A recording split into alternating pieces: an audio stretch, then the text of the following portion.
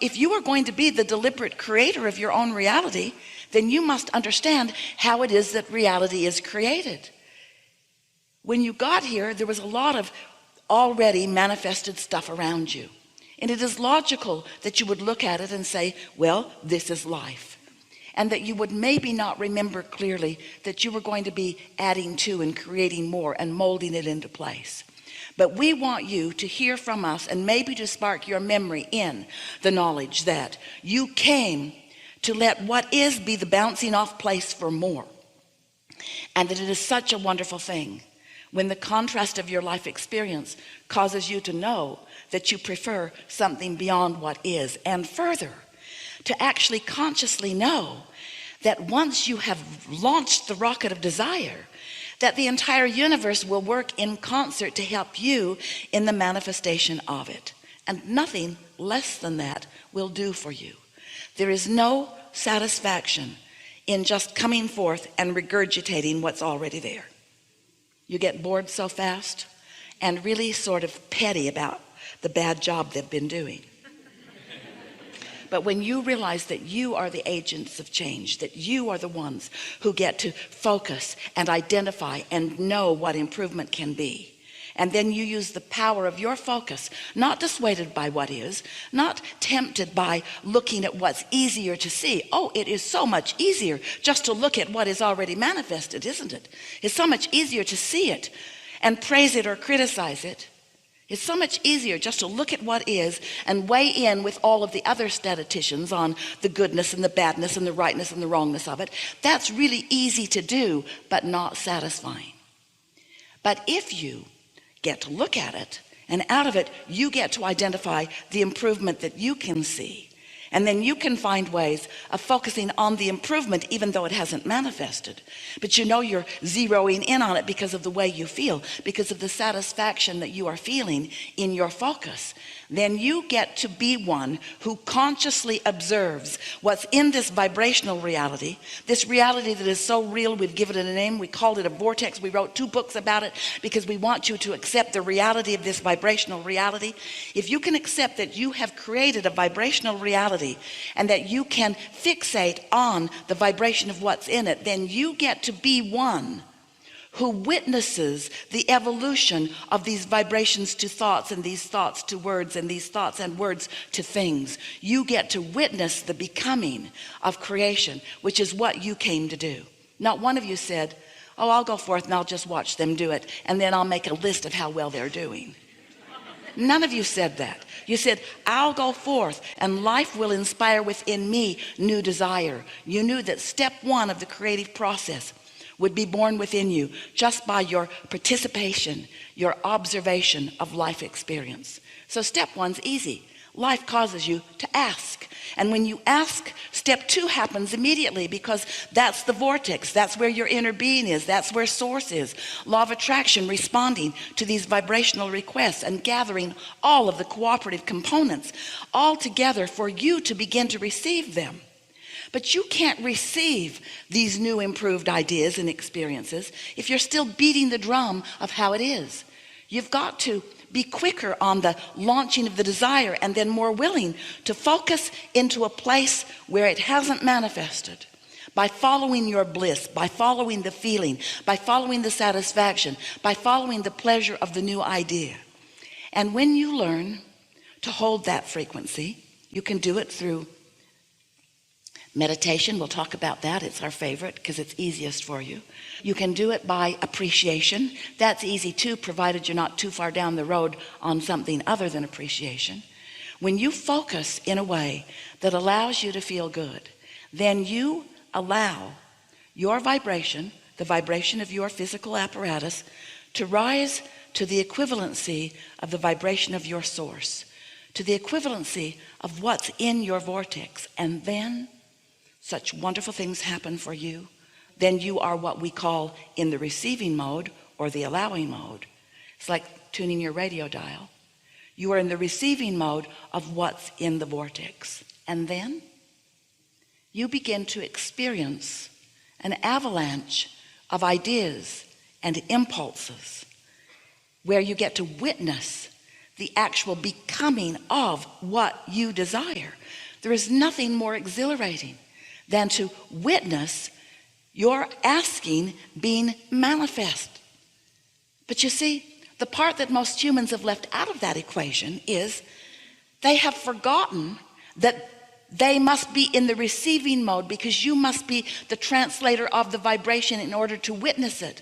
Most humans think, oh, well, if I'm good, then what I think is God will bless me with what I want.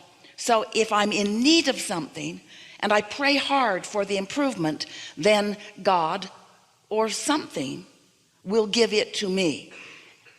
And when it doesn't come, because you stay in the step one mode of identifying need. I need.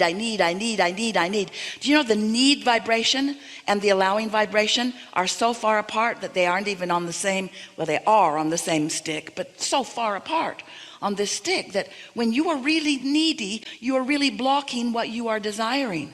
You can't be needy. And you say, well, that stinks. Because if I need it, I need it. And if I need it, I'm asking for it. And that book you wrote, Ask and It Is Given, stinks too. Because I've been asking and asking and asking and asking and asking and asking, and it has not come to me. So what gives? And then we say, oh, it's given. It's in this vibrational reality. And you say, oh, that's a nice cover, Abraham. It's over there where we can't see it. Nice try. How do I get my money out of the damn vortex and into the bank? When does it become a reality that is meaningful to me? And we say, when you tune your vibration to the frequency that allows you to be the witness of the transferring it from vibrational into what is more. You see, you don't really have a long enough view from your physical perspective to really get that everything that you see now in your physical world was a vibration at one time that has become. All things, wanted or unwanted, that are manifested in your experience are as a result of humans and others, animals too, giving attention to subjects. And so when you start paying attention deliberately, then you begin exercising more control of what becomes in your experience. So much so that two of you could be walking in a similar direction, in a similar town, on a similar street, and be living such different experiences, because what you're translating from the ethers into reality is very different than what someone else is not allowing to become for themselves. Do you follow this a bit?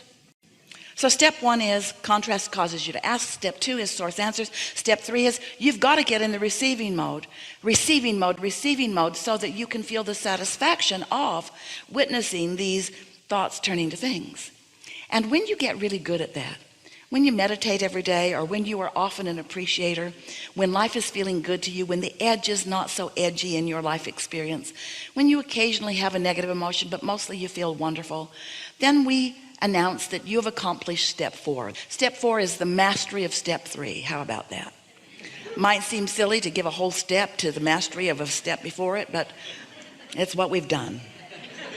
Because when it's easy for you to stay or to get back to that receiving mode, that appreciative mode, then you're in a place where what's in the vortex, the vibrational version of it, which is presenting itself to you all day, every day, begins to be heard by you. It's like you line up with it. It's like you tune into it. So it goes like this. You're bipping along, you know what you don't want, you know what you do want, your vortex is full of enough to keep you busy for 20 or 30 lifetimes, really. Law of attraction has been responding to it, cooperative components have been gathered, and all of this is queued up, ready for you to begin a conscious realization of it. So Source, who knows where you are in relationship to what you have already created, is offering you a steady thought stream, a path to lead you to the full satisfaction of these things that you want. And we call it a path of least resistance, because you, dear hearts, and it's all right, you've put a whole bunch of resistance on your path. But your inner being knows what all your hang-ups are, what all your hindering beliefs are. And your inner being is offering you ideas of how to get to where you want to be, even though there's resistance on your path. Your inner being isn't saying, oh, there's resistance on your path, go get rid of it and then come back and we'll talk. Your inner being isn't saying, oh, too much resistance for you, you're doomed to an unpleasant life. Your inner being just constantly offers ideas about how you can get to where you want to be. It's like Esther losing her gold pen. She couldn't find it anywhere. She searched for weeks and weeks and weeks and weeks and weeks about it. Finally gave up, looked everywhere, in every handbag and in every drawer, even moved to a whole new place, boxed everything up, unboxed everything, and finally said, I guess I have to face the fact I've lost my beautiful gold pen. And then one day, because we knew where it was, and she was so convinced that it was lost that she couldn't find it, even though her hand had searched through that bag so many times. Do you know, when you're looking for something that you don't believe is there, your hand cannot find it? You'll go there when it's over there, and then you'll go there when it's over there, then you'll shake it over there. You cannot defy these laws of the universe. So one day we offered to her a suggestion that she look for something else. It was a little perfume spray that she liked. And she thought, oh, I think the last time I used it was in that bag. She reached in and came out with her pen. Path of least resistance. You might call it trickery. Whatever it takes to get you to where you want to be. You think you're looking for this, but really what you do is find that. And you know that. You've had that experience many times, haven't you? Looking for your keys, you're on your way out the door, or you don't even know you don't have your keys, and then you remember something else and you go back for that bottle of water, and there are your keys, and you think, oh, wasn't that lucky that I needed this bottle of water, or I would not have found my keys? It wasn't lucky. It was your inner being who knew where the keys were. Path of least resistance. And so your vortex is full of all of this knowing, all of this reality, all of it queued up, all of the cooperative components gathered for you. And then you, in some vibrational relationship to that knowing. The better you feel, the more on point you are. The worse you feel, the more oblivious you are. You recognize that in yourself, don't you? So let's say you've been meditating, you've been appreciating, you're mostly tuned in, tapped in, turned on. And so you are in the vicinity of what's in your vortex, and there you are. Maybe you've just meditated and you've cleared your mind. It's such a wonderful state of being. And then near the end of your meditation, a thought occurs to you. This sweet thought comes into your mind, and you can feel the exhilaration of it because it's a pure idea straight from source. Now, we don't mean pure in the sense that it's only talking about spiritual things by your standards. Esther came out of meditation the other day, and the first thought she had was, ooh, I'd like to move the furniture around in my house. Many would say, we might be in the wrong seminar. But it was such a good feeling thought. And what it led to was a series of events that just knocked Esther's socks off by the time it was finished. The people that she met and the things that ensued as a result of that beginning thought. And so when that first sweet thought comes to you, and by that sweet thought we mean that thought that is not burdened by doubt or disbelief, that first really good satisfying thought comes, then you're off and running. And once you allow yourself to be the receiver of those good feeling thoughts, and even more important, the understander of why you had access to such a thought and what that thought would lead to, it's like getting ready to be ready, to be ready, to be ready, to be ready for the full manifestation. But so often, you just want the full manifestation. You don't want to be ready to be ready, ready. You just say, I want it, and I want it now. And when it doesn't come now because you weren't ready to be ready, to be ready, to be ready, to be ready, then you say, I must not be worthy, or I must not be in the path of goodness, or it's that reason, or that reason, or that reason. And then you practice the thought of it not coming to you rather than allow the thoughts of it coming.